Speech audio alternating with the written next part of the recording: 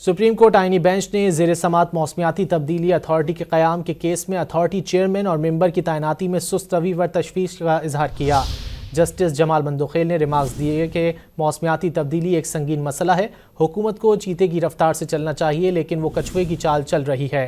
Supreme court के justice Aminuddin Khan की सरबराही में 5 रुकनी आईनी बेंच ने मौसमियाती तब्दीली अथॉरिटी के क़याम के केस की समाअत की।